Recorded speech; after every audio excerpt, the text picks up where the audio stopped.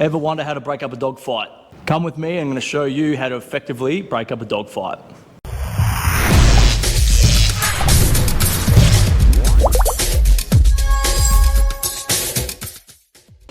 Alright, so the reason I'm making this video today is we've seen lots of social media videos of people breaking up dog fights, and most of them are bullshit.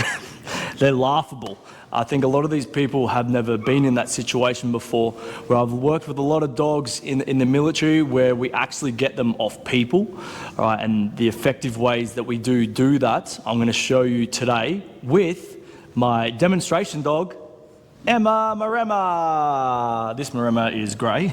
She's a blue heeler today. She's a blue heeler today. All right, so how do you feel about getting bitten today? Great, I feel awesome. All right, so what we're going to do is we're going to get my actual dog out, Dude, the Malinois, you might know him. I'm going to put Emma in a situation where she's actually going to be getting bit by a Dude, so it's a bit more realistic. All right, so you're going to see some movements with Dude while he's biting. You're going to see how we need to try and take control standing over the dog. I'll show you a couple of ways to get that dog off effectively. It can be very hard to do this safely as well. You need to pick your time and pick that opportunity. You're going to make sure when that dog does come off that you need to make sure that you take control of that dog.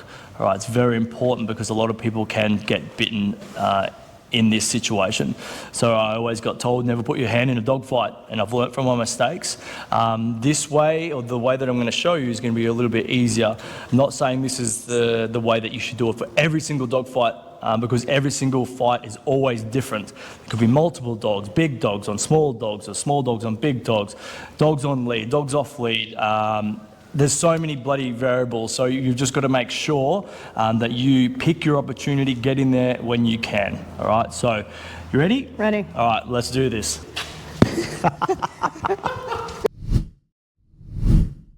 All right, so here we go. We'll go get Dude. He's in here, just waiting. All right, oh, here he is. Yep, he's ready. He's like, what is this dog? All right, he's not dog aggressive, but just towards this dog. I'm dog aggressive. All right, so the first thing we're going to do is I'm going to take Dude up. I'm going to put him on the bite with Emma Maremma, or Emma the blue heeler today. As you can see, her little blue heeler is over in the corner, over there watching. All right. Just watching her mum get bit. Not doing a single thing. Good girl, Good Quinny. girl. All right, check her out on Instagram. Her Majesty the Queen. Her Majesty the Queen. All right, so as you can see, Dude's a little bit excited. And you know, Dude is not reactive anyway. He's not aggressive or anything like that. He just likes to bite. He does a little bit of bite work, and it's all just for fun, all right? So when we're teaching bite work, we're not actually teaching dogs to be aggressive, all right? Some people think that that's a thing. It's not how it works. Very valid point. This is all about fun for him, just a bit of a different situation with a dog trainer in a dog suit.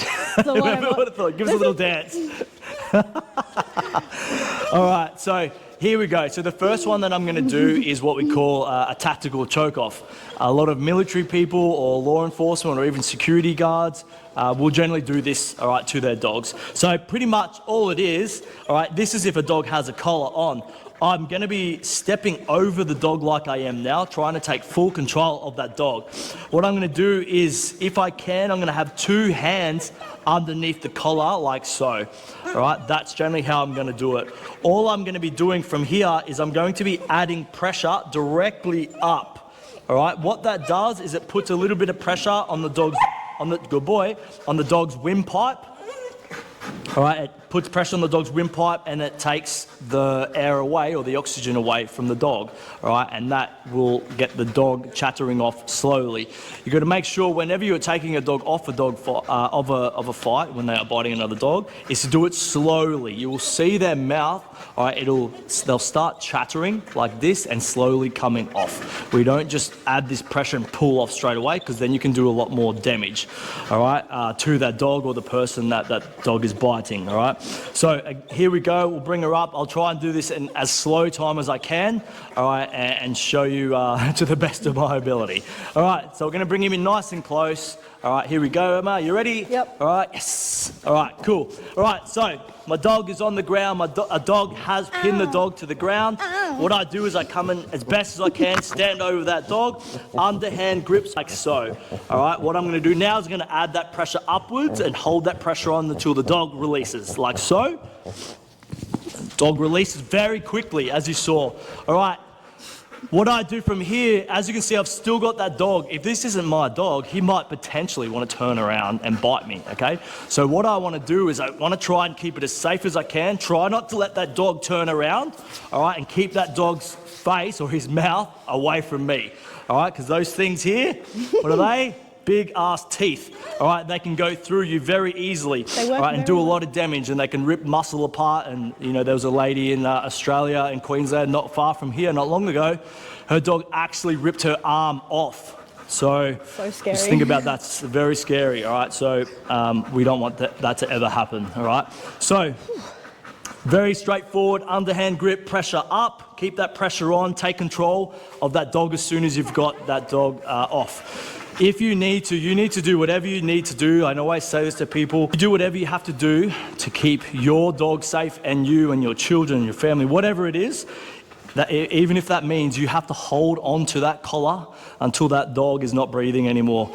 I know it sounds bad, all right, but you know, it's very, very easy for that dog, if you let go, for that dog to go back in, re-puncture that person or that dog and make things a lot worse, all right? So if you can control that dog, take that dog away and get that dog out of there, all right, then life's good. If that dog keeps wanting to go, then generally I more than likely will be holding that pressure on the dog. Okay, so that is the tactical choke off, all right, just a fancy word for, you know, choking your dog off the bite. What we're going to be doing now is the knife grip, all right? So all we're doing here is we're coming over, again, taking full control of the dog, standing over the dog.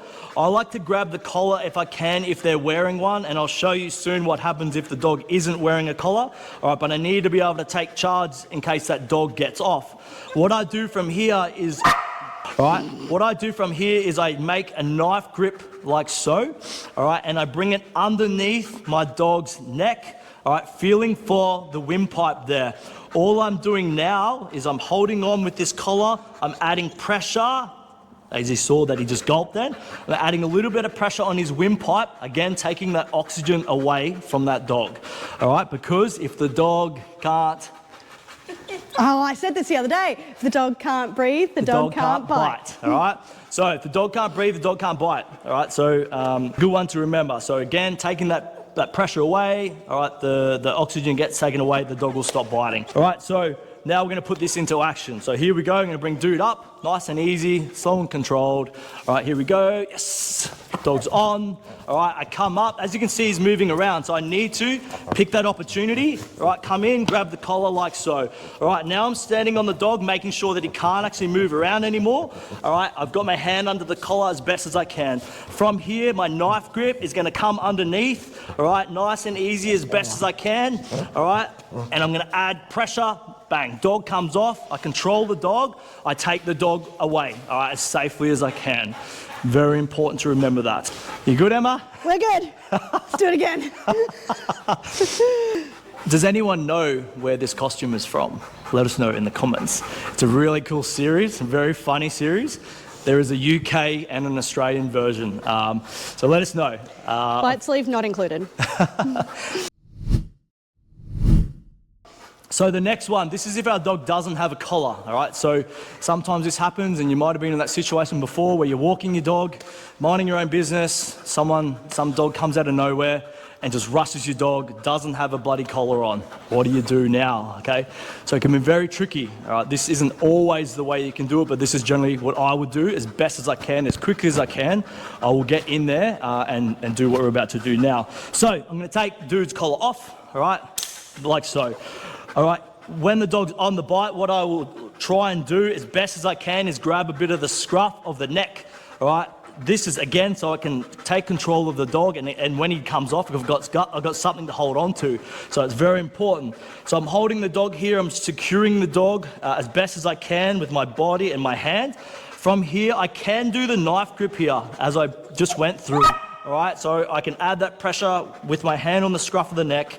I come around and I can add that pressure with the windpipe like so with that knife grip, all right? But if you can't do that, sometimes that can be hard depending on the dog, all right, the size of the dog. So what I like to do as well, and this is how we can also get, balls and toys and certain things out of dogs' mouths, is just adding pressure with your finger or 2 fingers on the dog's windpipe and pushing in, all right? So like so, again, grabbing a grip by the scruff of the neck, my hand comes under, I feel the windpipe with my finger, all right, whichever finger works for you, all right? Just watch his mouth, I'm gonna add that pressure, all right, like so, all right, a couple of gulps there, and the pressure comes off. All right, so, all right, here we go. We're gonna put Dude on Emma again. We're gonna try that with the no collar, getting the dog off the bite. All right, you ready? Yes. Cool. All right, so my dog's on the ground. I need to secure this dog as best as I can. I get over, I'm securing the dog straight away like so. All right, I've got the dog by the scruff. I'm working my way in there. All right, what I'm gonna do is I'm gonna bring my finger around on top of the windpipe.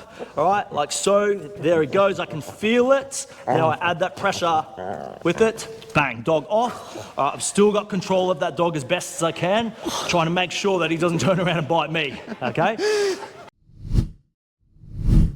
All right, now the next one. The next one, pretty straightforward. This is if the dog doesn't have a collar on and you do have a lead. All right, so it's important that when you're out and about with your dog that obviously you do have a lead. Most normal, responsible dog owners will have a lead with their dogs. If you do not have a lead and your dog is off lead, you are doing the wrong thing and you're fing it up for everyone else. All right, so look out for other people in your community and keep your bloody dog on a lead. It's very important, all right, because we get lots of people that come in here that are training their reactive dogs, their aggressive dogs, all right, and we try and get them out in the real world to put them in those situations to, help train them. So it doesn't help with you idiots to have your dogs off lead, all right, and you're letting the dog go up to other dogs when they're trying to train their dogs or they're just trying to mind their own business, all right? So just think about that. All right, so the next one is if a dog doesn't have, again, a collar, but I have a lead, all right, like so. All right, so here we go. I'm gonna put, actually I'll explain through it. So from here, all right, the dog's on the bite. I'm getting over my dog, securing the dog, making sure he sort of can't get out of this area. I put the lead underneath, creating a slip lead for my dog, all right, like so, nice and high and nice and tight. All right, what I'm going to be doing from here is I'm going to be adding pressure directly upwards. All right, so I want you to have a look at Dude's face here. All right, so see how he's panting. What I'm going to do is I'm going to add that pressure, then you'll see a couple little gulps. So here we go, like so. All right, dog's off, pressure comes off straight away. Again, and securing that dog and making sure he doesn't turn around and bite me. All right, so here we go. I'm going to do it with Dude without a collar, and I'll add the lead to this scenario. Are you ready, Emma? We're ready. Yes. All right, so as you can see, Dude's on the bite, biting a dog. Oh. All right, I need to get in there. All right, so I get over the dog as best as I can. I secure the dog with my legs if I can. All right, I put the lead underneath. I secure it like a slip lead as best and quickly as I can. All right, pressure up. All right, like so. He's shaking his head. I want to try and stop him from doing that. All right, because he can do more damage there. Once I've got that secure, now I'm going to add pressure up. Dog's now off. Again, securing that dog as best as I can, taking that dog away from that situation. All right, if it's my dog or if it's the random dog or whatever it is. Again, you do whatever you have to do to get that dog off your dog and make sure that dog is safe. It's not just over when you take that dog off. You need to get that dog out of that situation, all right, and make sure everyone involved is safe with that dog. Okay, so misleading advice. There's a lot of them out there. And no, I will not be putting my finger in my dog's butthole, all right? Even though there is a video getting around with someone doing that and the dog comes off, but I am not doing that to my dog or some bloody random dog, all right? So the first one is the wheelbarrow. I hear this a lot. A few trainers that I've seen online and some vet nurse did this horrible video talking about adding pressure with the wheelbarrow. All the wheelbarrow is picking the dog up by the back of the legs and either pushing forwards or taking the dog off. Obviously, we don't want to rip a dog off. So when a dog is biting down and you're trying to take a dog off the bite, we do not pull them off when they're biting. because when a dog is biting down and you're adding pressure backwards, you're actually getting the dog, or you can teach the dog to bite down and grip down harder. So it's actually harder to get them off. When we're teaching bite work or toy work or anything like that, and we're teaching the dog to come off that toy or that bite suit or whatever it is, all right, we make sure there's slack in that lead, or we make sure there's slack before we take them off. So it's very important when a dog is biting, you do not pull them off, all right, because you're going to make things a lot worse. And I've seen that in videos where a dog is biting another dog and you see people like pulling them off, all right. That's not good, and some dogs will not let go. Making sure we do not do the wheelbarrow, because if you are holding that dog's legs and that dog does come off, what's he going to do straight away? He can easily turn around and bite you, all right? And Emma here has been in that situation before. It was at a daycare that we used to, a daycare that we used to work at. And we got told a bunch of different methods that were obviously bullshit. There was throw water on them, there was whack them with whatever you could find, which is usually a water bowl or something like that. The wheelbarrow is another one that we got told, and so one day it did happen, and there was a big mastiff latched onto another dog, and I did the wheelbarrow, and the dog did come off, and she turned straight around and latched onto me. So not great, don't do that, wouldn't recommend. So it's all about being situational aware with those situations, keeping yourself safe, other people, other dogs, and so forth. So again, taking your dog off with a wheelbarrow, it's easy for them to turn around and bite you. I've also seen in videos where they'll come up and they'll start kicking and punching a dog. That's not always effective. Look, I'm sure there's some dogs out there that could take a punch or a kick and they might come off. But if you've got a pretty solid dog, like a solid breed, you know, like the Malleys and the Shepherds and the Bullies and all those sort of dogs, they're not going to let go. If anything, you're going to piss them off even more. So you can easily annoy the dog as well. So if you do punch or kick that dog, then they're possibly going to come back at you and you've got no control to stop them. And dogs are super quick, all right? And if they want to do damage, they will definitely do damage. Like I said, with that lady losing her arm from her own dog, that is obviously a thing. And especially if you've got a dog that's a lot stronger than you are, you know, and you're walking your little dog like Tiny here, all right, minding your own business. Now a big dog comes off. You know, we train with a lot of older ladies and a lot of older people, even kids walking their dogs. All right, they're in big trouble if that happens. So you just got to be mindful, and again, thinking ahead. It's all about thinking ahead in a dog fight and making sure that dog doesn't come back on you. In sports, you know, a lot of people will teach their dogs to stay on the bite when there's water chucked at them, when there's bowls chucked at them. You know, I've heard of people getting shovels out. All right, doing that to you in like a big bully breed or something like that, that's not really going to do too much. All right, or potentially they're going to come off and then they're going to bite you. All right, and you know, I don't know how quick you are at bloody shoveling, but you're not going to stop a bloody dog if you do hit them and they come off from attacking you. I'm sure there's stories out there that people that have. All right, but generally what I showed you before is generally a safer way to get the dog off. And look, it's never a great situation to be in. It is never a great situation to be in because there's so many variables with dog fights. This is just a couple of ideas with how you can get a dog off, either your dog or your dog off another dog in those situations. Again, once that oxygen gets taken away from that dog has no choice to let go. What do we say? Dog can't breathe, dog can't bite. Yep. Plain and simple, all right? So if you are in that unfortunate situation of a dog fight, control that situation as best as you can, secure that dog, get that dog off safely, take charge of that dog once that dog is off, and control that situation as best as you can by taking that dog away or getting the hell out of there. Cool. Stay safe, yo. Yeah, hopefully that never happens, all right? Not a great feeling to be in. Hope that helps, and we'll see you next time.